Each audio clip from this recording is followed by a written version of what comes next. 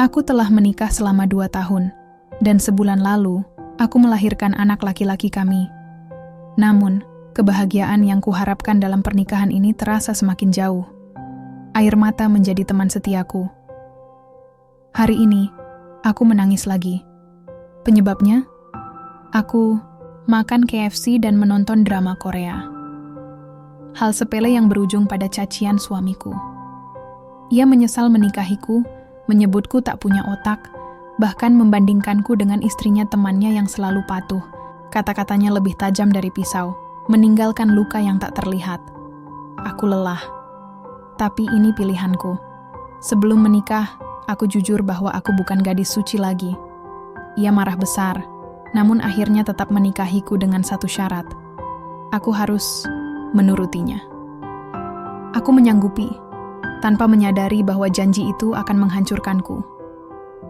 Aku bekerja di kantor dan memiliki usaha sendiri, tetapi sejak awal, suamiku tak pernah memberi uang bulanan.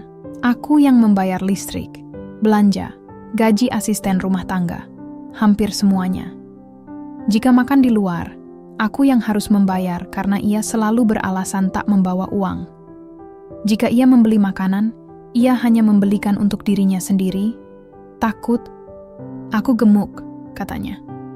Saat aku mengirim uang ke orang tuaku, ia melarang, berkata bahwa seharusnya orang tuakulah yang memberi, bukan menerima. Di awal pernikahan, ia mulai menghina keluargaku, pelit, tak tahu aturan. Jika memang ini masalah besar, mengapa tidak dibicarakan sebelum menikah? Ia mengatur segalanya, tontonan, makanan, olahraga. Aku dilarang menonton film Korea, tak boleh main basket, tak boleh makan pedas atau mie instan. Saat aku makan mie instan, diam-diam, ia menemukannya dan menginjak-injak seluruh stok di rumah. Ironisnya, ia sendiri makan makanan yang ia larang untukku. Aku tak habis pikir saat ia berkata bahwa menurut hukum Islam, aku sudah pantas dirajam karena sering membantahnya, padahal kami bukan Muslim. Saat aku ingin meninggalkannya karena ia menghina keluargaku, ia mengancam akan mempermalukan orang tuaku dengan mengungkit masa laluku. Di rumah, aku harus melayani makannya, memasak setiap hari. Aku tak masalah, tapi sedikit penghargaan pun tak pernah kudapatkan. Suatu hari, aku memasak rendang, sedikit keras karena terburu-buru. Ia marah besar, mencacinya di depan asisten rumah tangga, menyebutnya seperti sepatu, sampah, harus dibuang. Aku menangis terseduh-seduh di kamar. Bahkan dalam beribadah, ia mengaturku.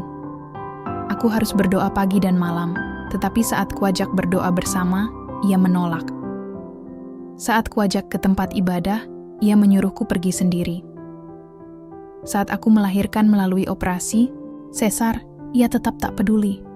Aku yang harus memesan makanan, membayarnya, bahkan turun dari lantai 2 ke lobi untuk mengambil pesanan dari kurir. Aku masih kesakitan, tetapi ia berkata, aku sudah boleh berjalan. Untuk apa ia menemaniku di rumah sakit? Aku menyembunyikan semua ini dari orang tuaku. Jika ayahku tahu bagaimana aku diperlakukan, ia pasti murka. Saat ayahku menelepon, suamiku selalu menyuruhku menutup telepon. Aku selalu mencari alasan, karena aku tahu, jika aku bicara, akan ada pertengkaran lagi. Di kantor, aku selalu ceria. Tak ada yang tahu bahwa saat aku pulang, aku masuk ke dalam mimpi burukku sendiri. Setiap hari, aku berdoa, berharap aku bisa menjadi istri yang ia harapkan, berharap ia bisa berubah. Namun, yang kudapatkan hanyalah air mata.